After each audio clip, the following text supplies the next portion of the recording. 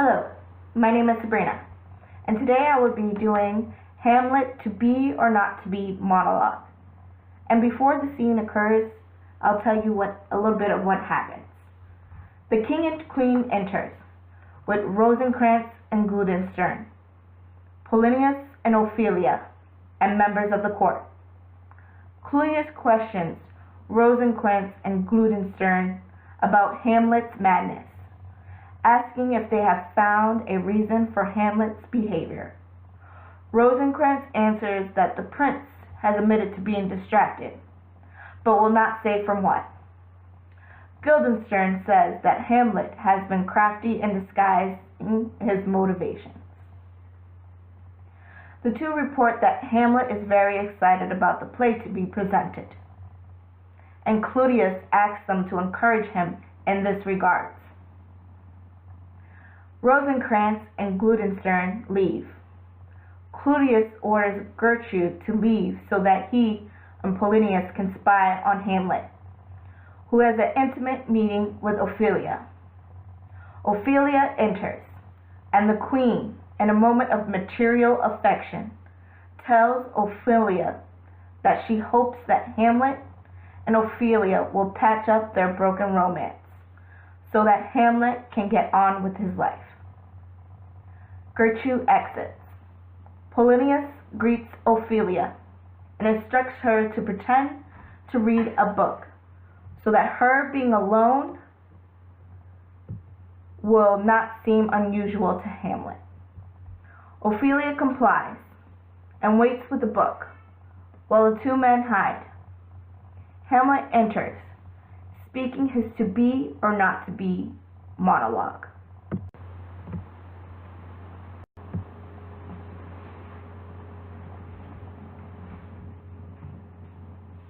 To be or not to be? That is the question. Whether 'tis noble in the mind to suffer the slings and arrows of outrageous fortune, or to take arms against a sea of troubles, and by opposing end them, to die, to sleep, no more,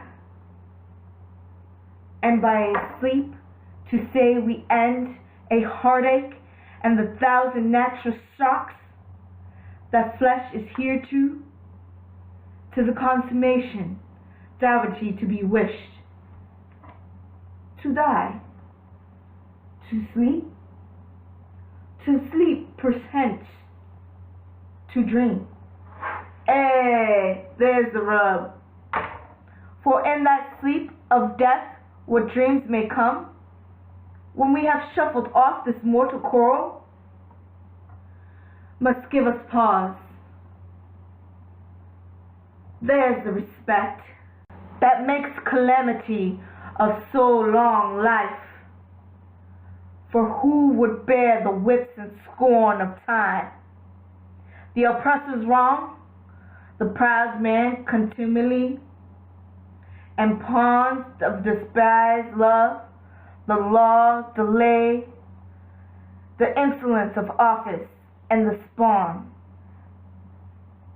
the patient merit of thy unworthy takes, when he himself might his quietus make, with a bare buckin? Who would these fatals bear, to grunt and sweat under a weary life? But that the dread of something after death, the undiscovered country from whose bourne no traveler returns, puzzle the will, and makes us rather bear those ills we have, than fly to others that we know not of.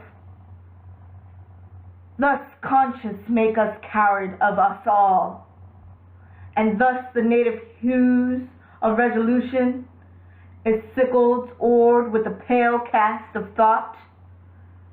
With this regards their currents turn awry, and lose the name of action. Stop you now.